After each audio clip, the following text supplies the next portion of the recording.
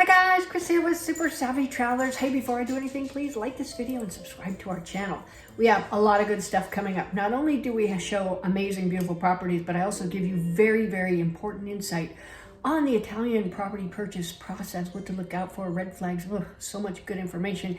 And if you're serious about buying a property in Italy, you need our course. Go get our course, details below. Study it. It's a lot of fun. I think you're going to like it. And I purposely made it very affordable because everybody needs this information. So today I have a beautiful video for you. It's going to start out with Pete's drone, which you're probably looking at right now. And it is in the little town of Scrofiano in Tuscany. Scrofiano is right close to where we are in Torretta di Siena. We are 10 minutes from Montepulciano, 10 minutes from Pienza, 10 minutes or 25 minutes from Cortona. I mean, right in the heart of Tuscan, farmy, beautiful rolling countryside, as you can see. And Scrofiano is just a little bit up on a hill. The views are spectacular, and Scrofiano itself is such a pretty place.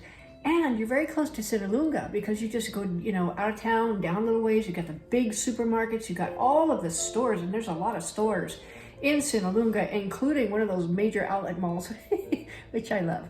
Anyway, this little house is really, really cute. This house is on the internal part of the gracious Borgo of Scrofiano. I'm reading Mirko's comments here. A little distance from Siena, 30 minutes from Siena. And this is a beautiful terra, which is basically the whole house. It's 105 square meters with typical characteristics in the Tuscan style. It has a private entrance.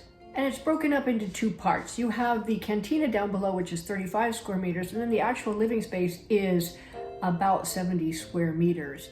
You have 2 beds and 1 bath. And the nice thing about these is that the bedrooms and the bathroom are windowed. That's an important thing in Tuscany. We didn't really pay that much attention to that in Calabria, but apparently it looks like that after talking to Mirko and buying our house and seeing that one of the rooms was not windowed, fenestrato, windowed, literally. We found out that you can't really call it a bedroom if it doesn't have a window to the outdoors, which is very interesting. So we call it a giant ripostiglio, a storage area, which is massive.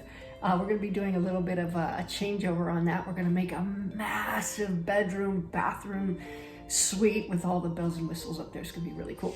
Anyway, this place is very nice, and it's really, the price is ridiculously low for a place that you're pretty much ready to move into. Now, of course, I would make some changes, and we'll go over each one as we go through the pictures here as to what we would do and certain things to look out for. So let's take a look. Now, here's the outside. You can see it's a typical medieval house. Very cool, giant, very giant. There's your windows, proving that there are windows. And here, it looks like you come into a space here that it's like an entry. You've got the stairs going up, but you can see from these pictures here that the floors and the stairs are in very good shape. And one thing I'd like to point out, if you look to the our left of the frame there, you can see that the stucco has been left open to show the wall. And that's something that we had them do in Santa Domenica. They do that in Calabria, they do it in Tuscany. It's a nod to the old time where you have little bits of wall showing through on purpose as a decorative element, and I really, really love that. Now look at the ceilings here, and I'm going to go over into the kitchen. Boop, there we go. And you can see the ceilings are actually in really good shape. It looks like there has been work done in this place not too long ago. Now that said, there are certain things that I'm seeing that need attention. Specifically, I think windows. Depending on how you want to use this space, if you want to live there, I would probably get double glaze PVC windows or aluminum windows. Very good at keeping out sound, keeping out the elements, no little drafty drafts coming in or anything like that. Now take a look at this kitchen here, guys. This kitchen, I would be inclined to say, would stay with the house. And the reason I say that is because it's a typical Italian kitchen in that these little walls and things were built to accommodate the kitchen, right? You know, the kitchens that you get like at IKEA and the kitchen stores, they're generally modular. They come, they basically put them in and set them up. Like when you buy a kitchen, they come in with the kitchen parts, they put them all together, and they put them in for you. I mean, that's part of buying a kitchen is the installation, which is really cool because I would never want to install my own kitchen. Anyway, with this particular kitchen, you can see that there's tile on the sides and back, and there are walls. They made walls with little cubby holes, and then they made the doors to go into it. So it's probably very likely a handmade kitchen. You can keep it, it's very traditional, or you could take it out and do something else with that space. It looks like they took out the stove hood, and I'm not seeing a little hole there. So the stove hood was probably one of those ones that doesn't really do much anyway. But there you go, you can do a few things with that. Now, there could be a hole there because that section of the wall goes to the outside. So I would vent that definitely out into the exterior of the house because it's just better to do that. Here's another view of the kitchen.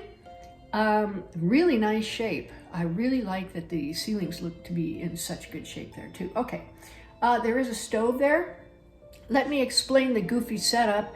What they did was instead of the fireplace, they put in a stove and then they vented it through the chimney. You can see that that little hose thing coming from the stove is going into the chimney there so that they're not using the fireplace because it's being bypassed by the stove. That's very likely a wood stove or a pellet stove. It's used for heat.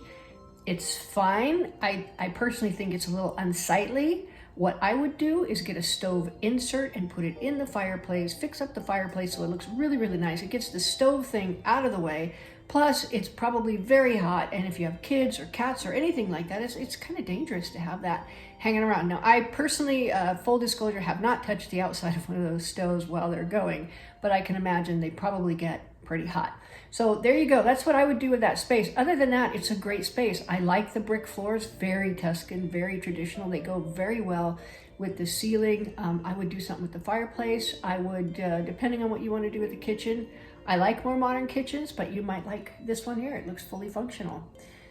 Okay, here's another more close-up view of the stove. You can see there's central heating, which is always very important. Now, central heating is wonderful. This looks relatively new. That's good.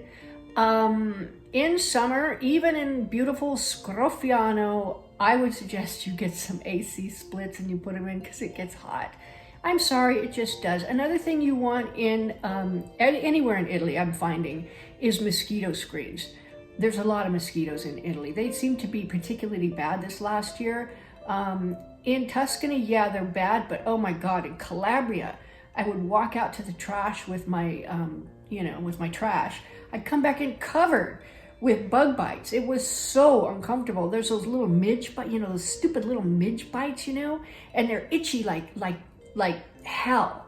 The first 20 minutes, and then they seem to go away, which is great. Some of the other mosquito bites stay. Anyway, you want mosquito screens. They're not that expensive. In Calabria, I think for the ones that roll down, they were about 150 each for a normal sized window. I don't like those screen ones that go like that. They tend to bind at the bottom and break. I don't like those at all. If you're gonna get the screens, get the ones that roll down from the top.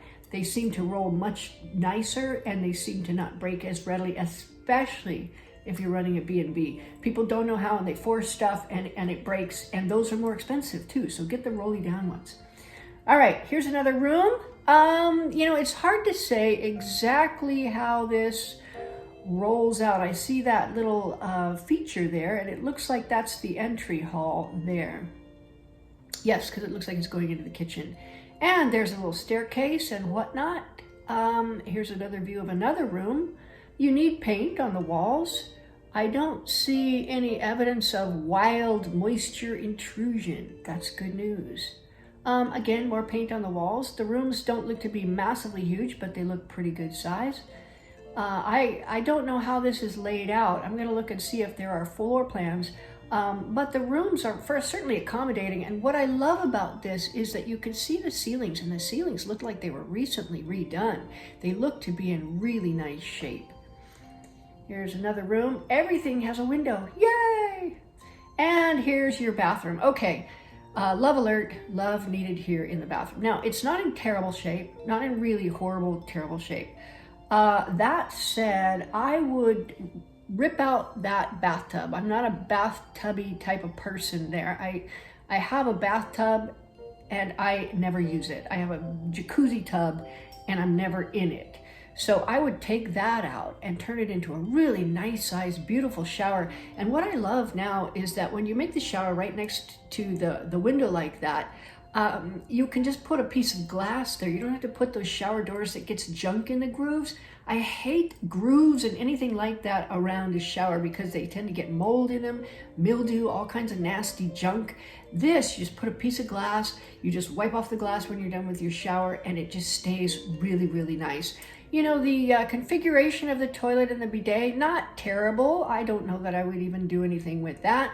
And the sink, you know, they always have these pedestal sinks, which they're fine, but I really like the new sinks where they have a little box underneath where you can put all the toilet paper, you can put your towels and all those various things. And the tile, yes, it's a bit dated. I would do something completely different with that bathroom. It's not that expensive. Everything looks to be in really nice shape except for the tiles and the fixtures. And if you notice, I don't know if you can see from this picture here, but generally these old toilets and bidets, they have this pipe that comes out about 6 inches from the wall. And they really take up a lot of space. So if you get these newer things that stick on the wall and, you know, are down farther, you could have a lot more space in between. It will give you a much more spacious feeling. They have so many options in fixtures nowadays. It's just a joy. If you if you get joy from going around bathroom stores and looking at toilets like I do, it's a joy to walk through and go, oh, I could have that, I could have that. You know, and they're cheap enough. You could swap them out. Like next year, you hate your toilet, get a new one. It's very cool. Okay, cantina. There's a piece of cantina. There's a picture of it. It looks like a cantina. So I'm not going to show you a bunch of pictures of the cantina because it just looks like a cantina. And here is the view out your window. Scrofiano has a beautiful little bar.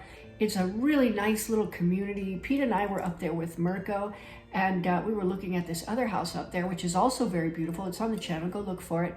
I think that one was more expensive, but oh, it was so pretty. And this one, you just move right in.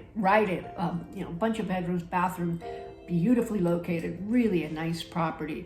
So Scrofiano, folks, is one to watch. It's not like some of the other ones like Trequanda and Petroio, who, you know, are up a little bit higher, a little bit tougher to get to, a little more windy roads and everything. This one, as you can see from the drone video, it's very close to the little, I forget what they call it, that little road that goes from Torita to Sinalunga, which is a pretty good road, and it takes you, like I said, to Sinalunga and Torita, where you can find everything you need. So $55,000 is a great price for this property. Let me know in the comments what you think of this one, and contact me if you want it. Come get it. It's here. See you soon, guys.